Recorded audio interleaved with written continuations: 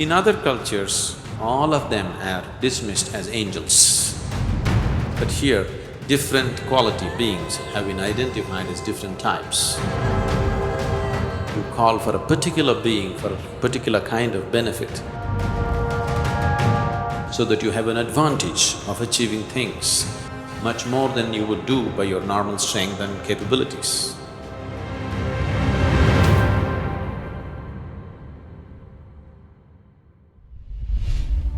In this tradition, we have various kinds of beings. They are all particularly identified according to their quality.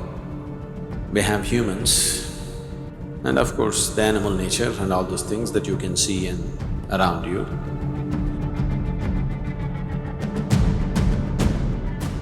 Those beings that you cannot see, there are some which we call as Bhuta Preta category.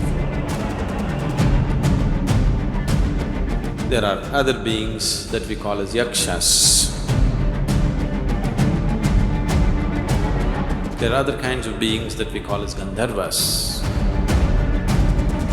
And there are Devas. So based on this, there are tree gods, there are monkey gods, there are elephant gods, there is fruit god, there is vegetable god, there is flower god. For everything there is a god.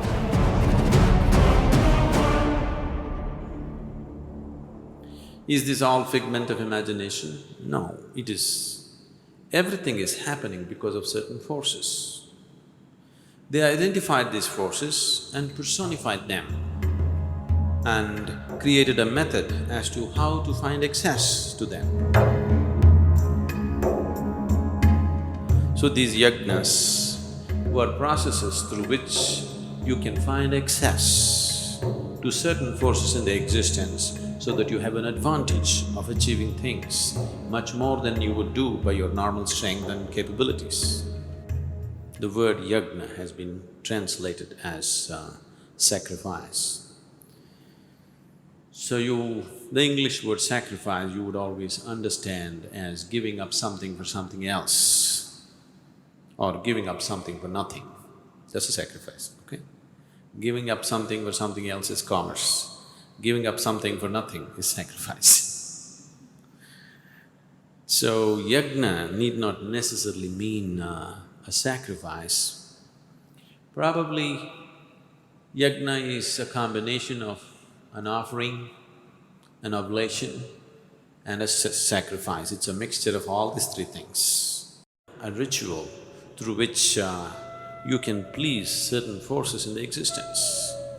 In other cultures, generally they have not been properly identified and classified, all of them are dismissed as angels.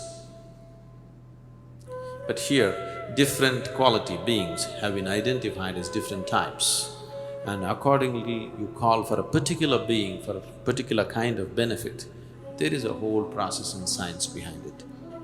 Even today, people are using these yagas and yajnas. Generally, for a lot of them it may not work because it's not being properly conducted the way it should be. But for many people it does work. There are many people who are hugely benefited by these things. People do achieve what they want to do in the material world by using yagas and yajnas in a certain way.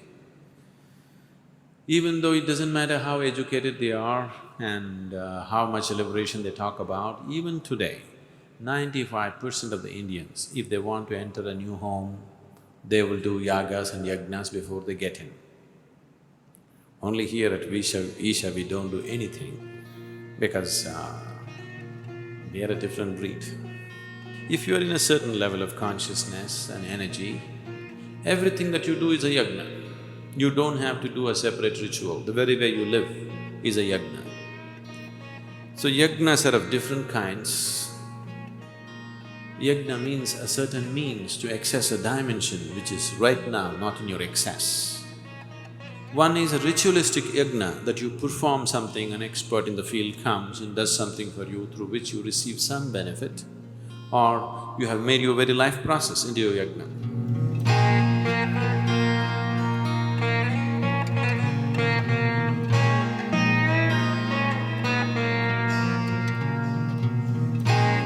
you sit in the morning and you're doing your Shakti Chalana Kriya or your Shambhavi Mahamudra, this is an internal yajna.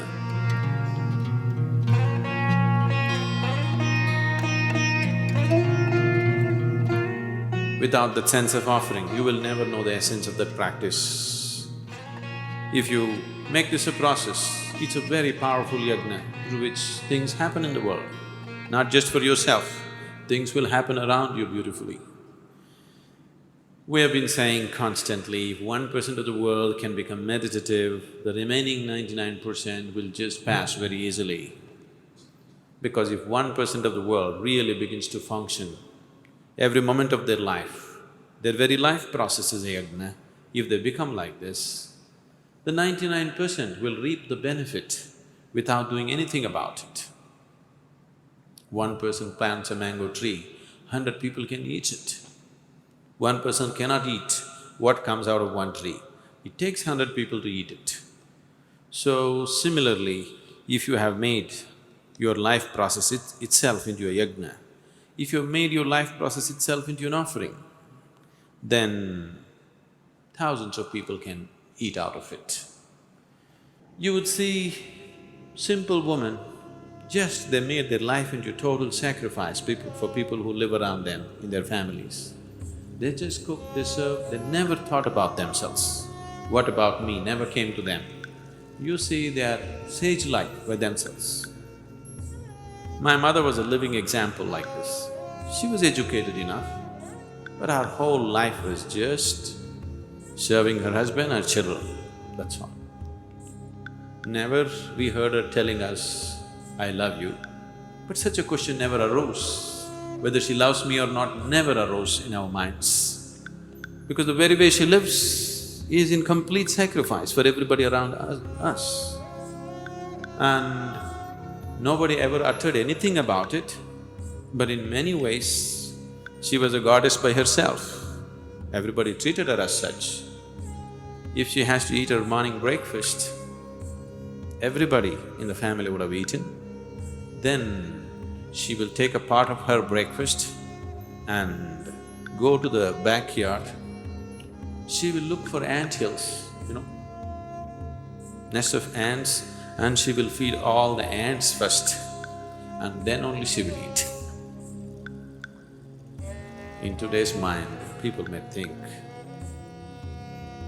feeding ants, what nonsense. Spray insecticide, isn't it?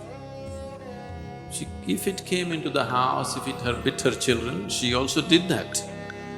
But somewhere in her mind, she felt the ants have as much right to live on this planet as she had. And just that little offering, everything is a sacrifice, everything is a yajna.